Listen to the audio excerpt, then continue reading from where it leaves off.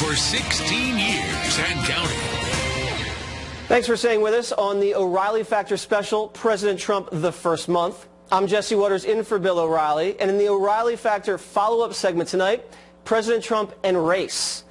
If there was any question that left-wing minority groups will oppose President Trump at every turn, the head of the NAACP cleared up any doubts. When he talks about the African-American community as being drug-infested havens, when he deigns to meet with members of the African-American community, he seems to believe that we come in two types, entertainers and athletes. And so he practices a kind of stereotype by omission. That is to say, not meeting with political leaders, not meeting with the leaders of organizations. And so his interaction with April Ryan really is a metaphor for his views on race, which are somewhere between Cro-Magnon and Neanderthal. Mr. Brooks was referring to comments from President Trump yesterday when he asked April Ryan, a correspondent for American Urban Radio Networks, if she could help him set up a meeting with the Congressional Black Caucus. Joining us now with a reaction from Washington, Atima Omara, President Emeritus of the Young Democrats of America, and from Las Vegas, Niger Innis, National Spokesman for the Congress of Racial Equity. So Atima, let me start with you. Let's just say that a evangelical leader, when President Obama took office in 2008, started off the relationship by calling the newly elected president a Neanderthal. Do you think that's a smart way to begin a relationship? Well, I probably would not have used those words. Okay. But that's smart. Yeah, I would say I would not have used those words. But I do understand the sentiment in which Cornell Brooks is saying, specifically that this is a guy who nowhere in his professional career, certainly as a businessman in his short political career, has shown any interest specifically in really sincerely improving the lives of African Americans. Whether it was the fact that his career started off in business with housing discrimination lawsuits from African Americans who couldn't rent in his high-rises, or a full-page ad in a New York paper calling for the death of 5 young black men who were wrongly accused and railroaded by the police for an assault of a white woman. They were exonerated, and Donald Trump has been defiant and never apologizing. So are you accusing the president of being a racist? Is that what you're doing? I'm saying that his behavior sometimes can be very racially insensitive to the point that people will question, well, are you a racist? That's the sort of Cornell took it a step further than I would have taken it, but certainly he has not done anything, in my opinion. Niger, you understand President Trump. Is there anything in his background which would lead you to believe that this man is racially insensitive? Because I haven't seen it, and I know a lot of people who know Donald Trump for a very long time. New York guy, you know, in and out of tons of different circles. There's pictures of him with Sharpton, with Jesse Jackson, everybody, Don King. I mean, this is not a guy that, you know, doesn't like African Americans, Niger. To be frank with you, Jesse, I think what is more important than even that question, I don't know Donald Trump personally. I've met him on a few occasions, talked with him, and no, he does not seem to be a racist to me at all. He is not a racist, and I don't want to go down that rabbit hole. I think what's much more important and relevant is what is the President of the United States going to do, and what is his administration and those that are working with him in the various agencies and departments going to do to change the lives of African Americans and people in the cities. And I have a great deal of confidence that the president has a great plan, and that he's got most of the people in place that he's going to need to execute the plan. I think getting down a rabbit hole of racism, and listen, Cornell from the NAACP, you know, he's doing his thing. He's doing a thing of you hit the needle over the head and then you get the meeting, which is a game that I don't want to engage in. Right. So, and Atima, let me ask you, I mean, you have Ben Carson at Housing and Urban Development, and Donald Trump, more than any Republican in the last couple terms, has said, you know, I really want to fix the inner city. It's a disaster. I'd like to do it. Do you have a problem with the president reaching out to African American leaders to try to help, you know, boost jobs and better their education and help clean up the drugs? Well, if he's sincere about it, absolutely. But as you saw yesterday in the press conference with April Ryan, he hadn't even bothered to reach out. And as the CBC tweeted out later, they're like, "Hey, we sent you a letter January 19th to have a meeting to which you have not responded." Well, wait a second. Now, Can I just stop you for a second? Because I remember during the transition when President-elect Trump was meeting with a handful of black Americans. He was meeting with Steve Harvey, Kanye, the son of Martin Luther King. That is totally fine if he's meeting with celebrities. Okay, is the son of Martin Luther King a celebrity? But when we're talking, Martin Luther King Jr. is like, as far as I'm concerned, goes very much off of his father's celebrity and does a lot of work, but that's a separate issue. He can't win then. He can't win. He can only meet with certain black Americans. The Congressional Black Caucus that specifically works on African-American policy, especially concerning HBCUs, I think that that's where they definitely can have a conversation. But it's very hard. It's very hard to have a longer conversation about criminal justice reform. That's a perfect example where he can address racial disparities there. I just find it to be a little insincere because you have leaders in the Congressional Black Caucus saying that this guy is not a legitimate president, he's not my president, and then you have other black Americans on CNN the other day, Mark Lamont Hill, saying only mediocre Negroes are meeting with the president. It's just a smear campaign.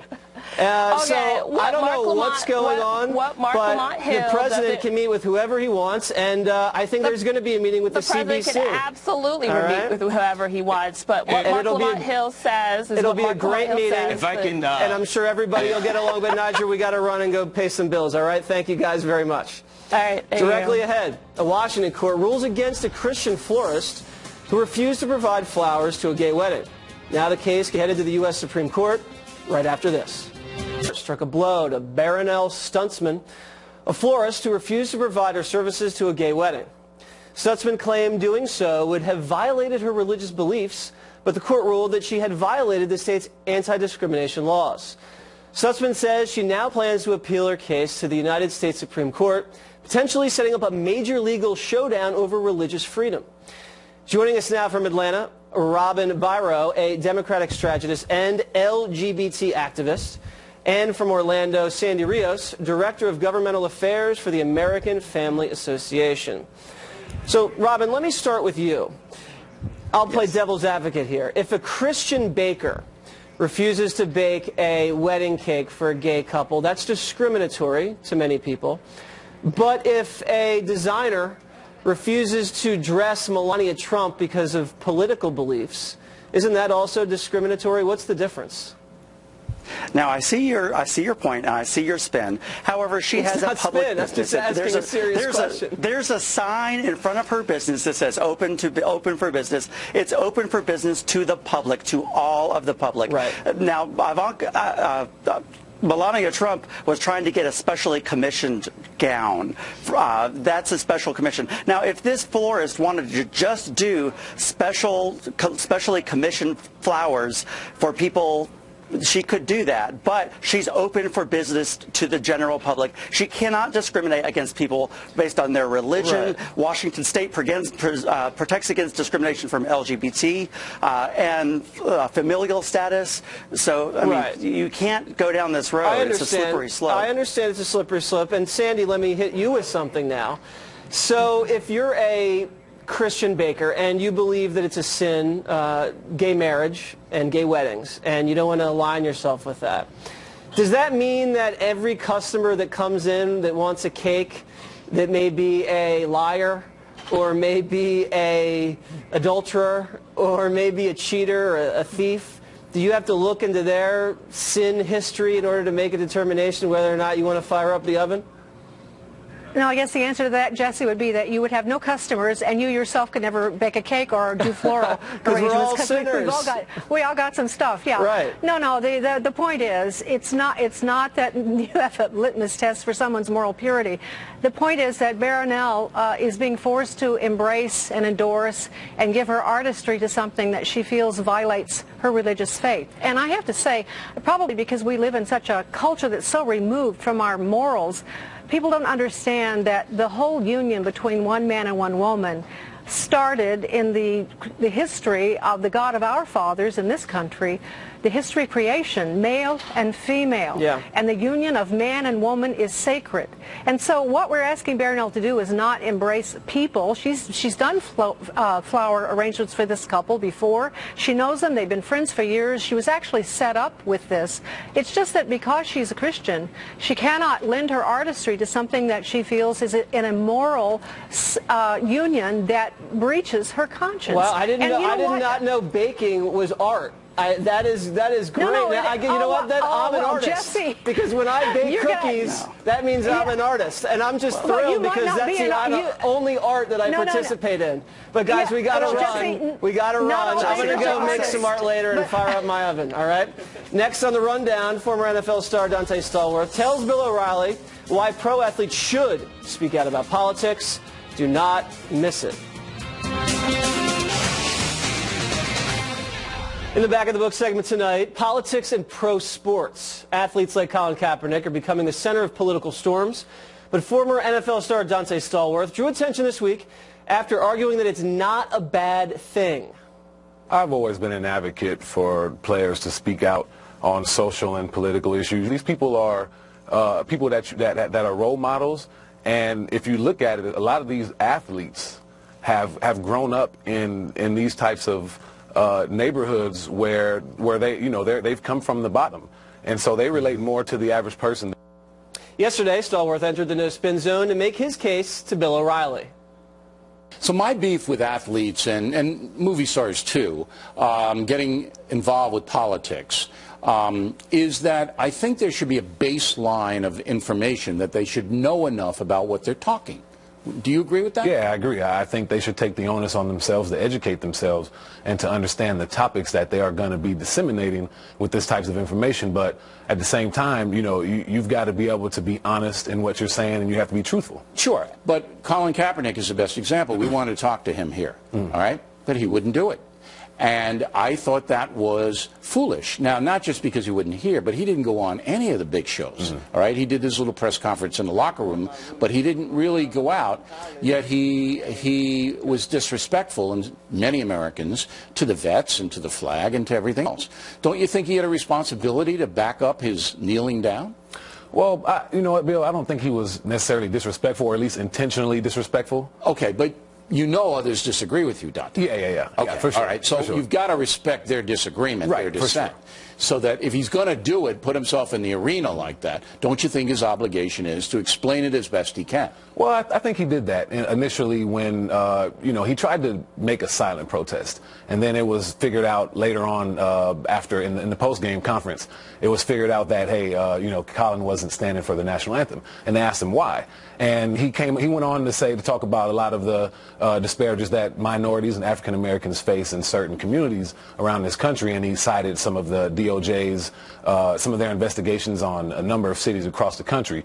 But yeah, it would be good. I'd like for him to come on here and talk to you about it and explain a little more. He has an obligation, all right, to do that because he is influencing younger people. There are people who look up to Colin Kaepernick. Right. It's like the 6 New England Patriots who won't go to the White House. And they've been invited to celebrate their Super Bowl win. Now, they're entitled to that. I don't have a problem with it, but I'd like to know why. You're not really going to endorse Donald Trump. You're going to the nation's capital and the White House, the people's house. You're an American. This is the people's house. And you don't want to show up? Why? You know what? I agree with whatever they want to do. There was in 2011, I believe 2012, Tim Thomas, the goaltender or the hockey goalie for the Boston Bruins, decided not to go because he said that he didn't go to President Obama. Yes, right. Because he said that the federal government was stripping the American people of their liberties, of their property, and things of that nature. So I but feel he was more accessible. Correct me if I'm wrong. Thomas was the Bruins goalie. Well, he just released the statement, and that was it. He didn't talk about it anymore after that. Okay. Yeah. All right. Well, then he should have done the same thing. I think if you're going to be fair and you're going to dissent publicly, and I'm more interested in the kids than anybody else. I mean, anybody, with all due respect, Dante, a great football player, but anybody who says, hey, Dante Stallworth, I'm voting for who he's voting for. Right. if you're an adult. Come on. Yeah. All right. But kids, you know, they hear this stuff, particularly high school kids, and I think that these athletes and celebrities owe it to the kids to explain it as best they can. Last word. Yeah, I think so. And at the end of the day, I believe that athletes all, and not just athletes, but any entertainer should have the accessibility to be able to explain these because they're going to use their platform for that reason. That's right. But, good. So you and I agree. Yeah. Right on. That's an old 60s expression. Thanks for coming on. Thanks for having me, Bill. Finally tonight, a reminder to check out my show, Water's World, airing tomorrow night at 8 p.m. Eastern, right here on Fox News Channel. Tomorrow's episode features